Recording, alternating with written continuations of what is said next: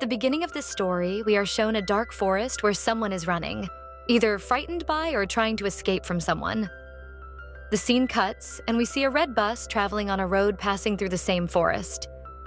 Soon, the bus encounters a tree blocking the road, so the driver takes another route, unaware that there could be danger ahead. As they continue, they approach a dead end surrounded by gates. Suddenly, an eerie tune fills the air, and the children on the bus get scared, looking out the windows because the driver had to stop the bus abruptly. When the driver gets down to investigate, he finds a dead deer in front of the bus. As he disposes of the deer and turns around, he is shocked. When he climbs back into the bus, we see that a man has appeared behind him, holding him at gunpoint. The man threatens the children, telling them to sit quietly.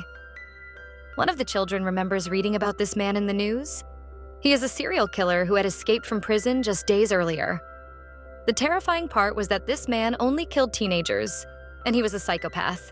The killer forces everyone to throw their phones out of the window, and the driver continues driving.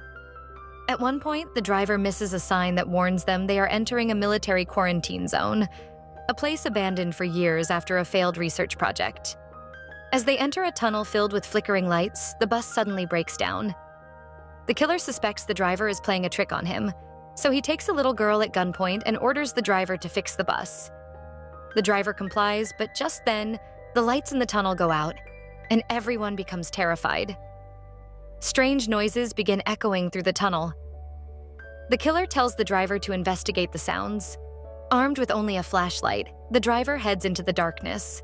As he ventures further, he sees a shadowy figure. Upon getting closer, he realizes it's a terrifying monster. The monster grabs the driver and kills him. The people in the bus witness this horrifying scene. Panicked, they try to keep quiet. One of the children manages to take the bus keys from the dead driver's hand. The girl who retrieved the keys is shaken, but she tries to start the bus. The children ask her about the driver, but she shakes her head, indicating that he is no longer alive.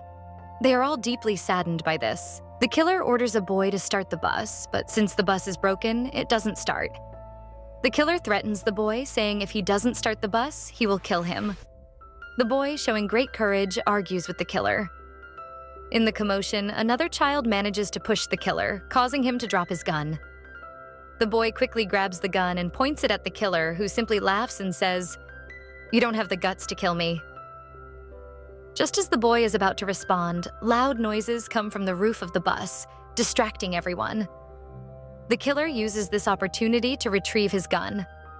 Terrifying sounds continue coming from above, scaring the children even more.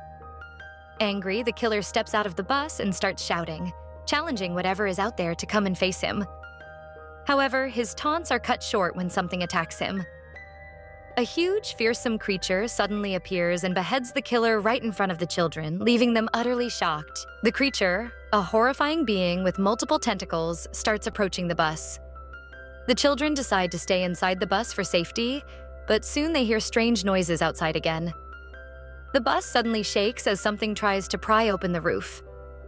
In desperation, they notice that the creature seems to be sensitive to light. Using their flashlights, they manage to keep the creature at bay. They open the bus door and escape, keeping the light trained on the monster as they run towards a nearby bunker.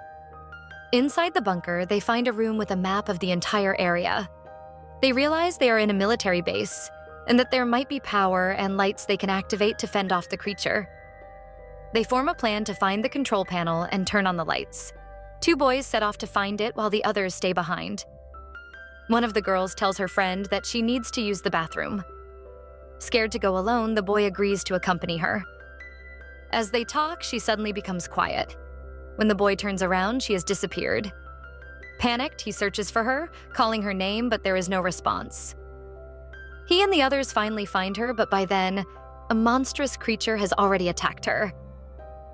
The monster bites her neck, rendering her unconscious. The boy manages to distract the monster with fire, allowing his friend to pull the girl to safety. However, their flare falls into the water and extinguishes, leaving them vulnerable again. The monster is about to attack when, suddenly, the power comes back on, thanks to their friends who successfully activated the control panel. The creature, unable to handle the light, retreats, saving the children just in time. As they breathe a sigh of relief, they find a nearby room filled with notes and pictures. It seems someone had been researching the creature for a long time but failed to defeat it. Realizing that staying in the bunker isn't safe, they prepare to leave. But before they can, they see another shadow approaching. At first, they fear it's the monster again, but to their relief, it's their friends who had switched on the lights. Their relief is short-lived, however, as they notice a strange mark on one of the girls' necks, signaling that the nightmare might not be over yet. The wound was very deep, and blood was coming out of it. It could have been because of a bite.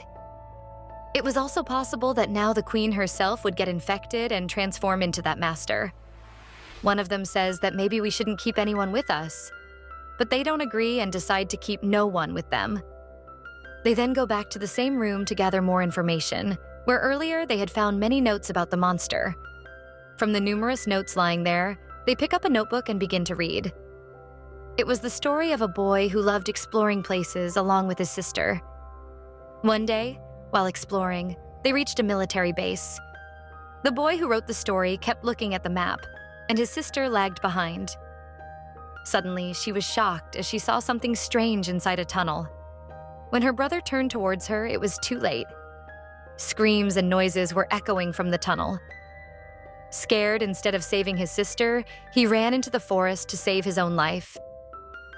This is the same scene we saw at the beginning of the movie. The boy left the place, but the incident haunted him.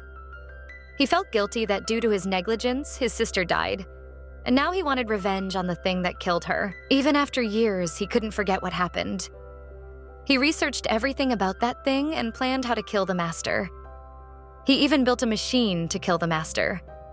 But the master got to know about his presence and killed him. From his notes, the group learns that the monster always kills those it attacks or whose blood it tastes. There was a great danger on them now.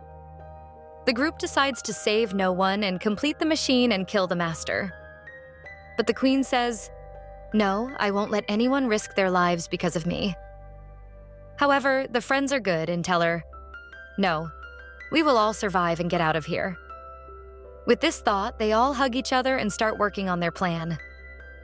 After some effort, they complete the machine that the man had built, and it was now fully operational. They were happy but knew the main task still remained, luring the monster to the machine. To do this, they made a trap by placing no one's blood-soaked clothes in an open area to attract the monster. They also positioned the queen in the right spot so they could turn on the lights and kill it when the monster approached. As per their plan, the monster arrived, attracted by the scent. It picked up no one's clothes, but no one wasn't there.